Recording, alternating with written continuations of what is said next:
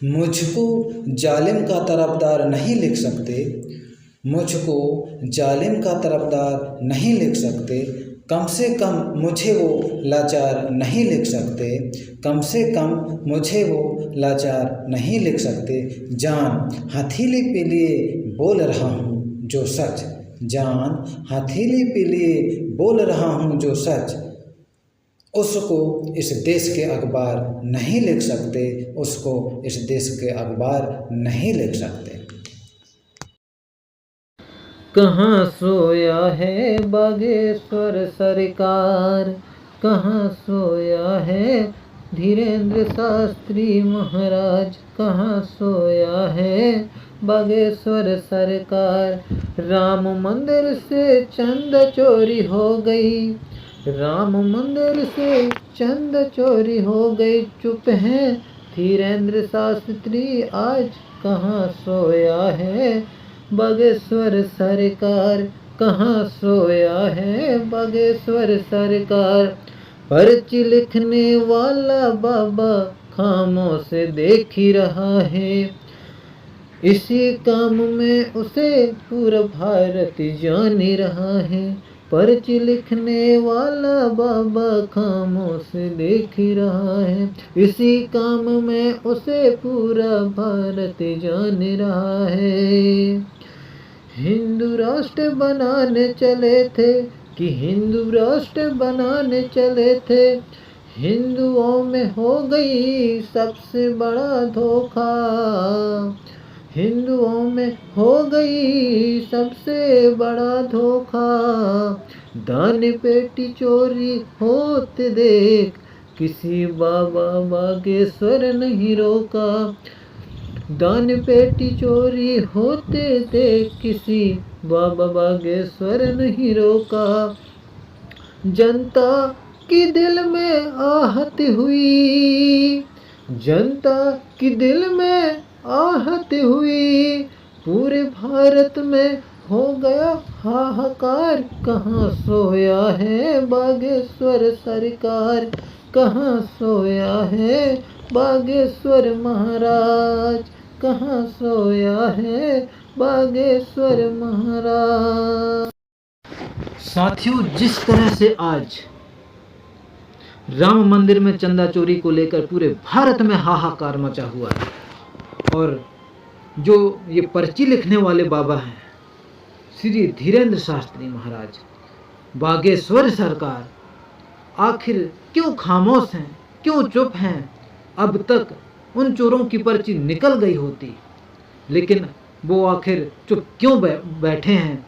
इस बात को जाननी चाहिए, समझनी चाहिए, क्योंकि भारत में रहने वाले हिंदू भाइयों के दिल में बड़ी आहत हुई है।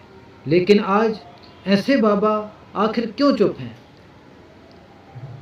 क्यों शांत हैं? हिंदू उनसे पूछता है, हिंदू की जनता उनसे जवाब मांग रही है, हिंदुओं की जनता जवाब मांग रही है, भारत की जनता जवाब मांग रही है, लेकिन आज वो क्यों चुप हैं? क्या हनुमान जी से बात नहीं हो पा रही?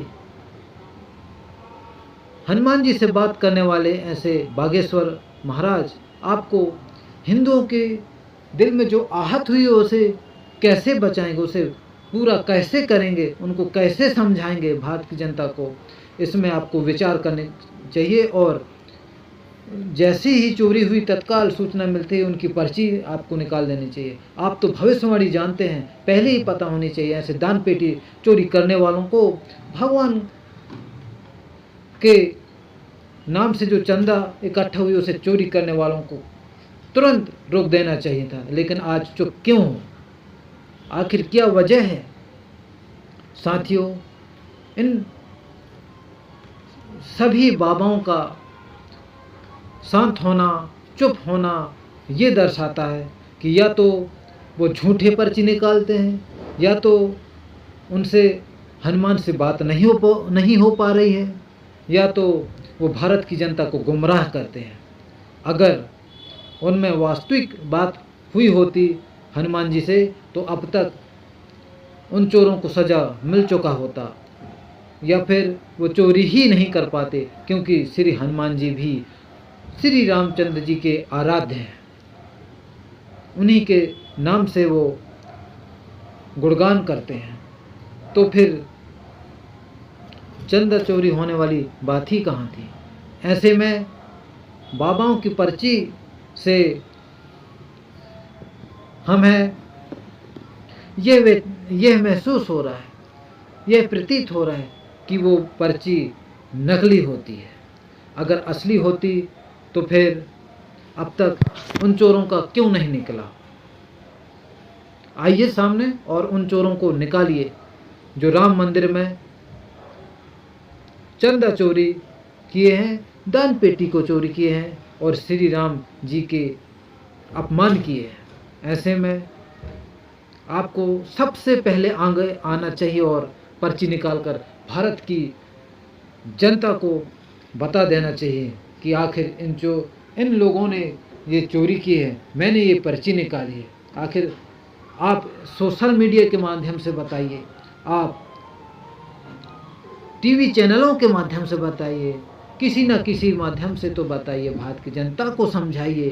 कहाँ सोए हैं महाराज जी, कहाँ चुप हैं आप, क्यों खामोश हैं महाराज जी। आपसे मेरा विनम्र आग्रह है कि आप भारत की जनता में जो खलबली मची हुई है, हाहाकार मची हुई है, उनके दिल में जो आहत हुई है उसे आप समझाइए, उनकी दिल की आहत को कम करिए और उन चोरों की पर्ची निकालिए। जोहार। जय श्री राम, जय बलदेव, जय गोंडवाना।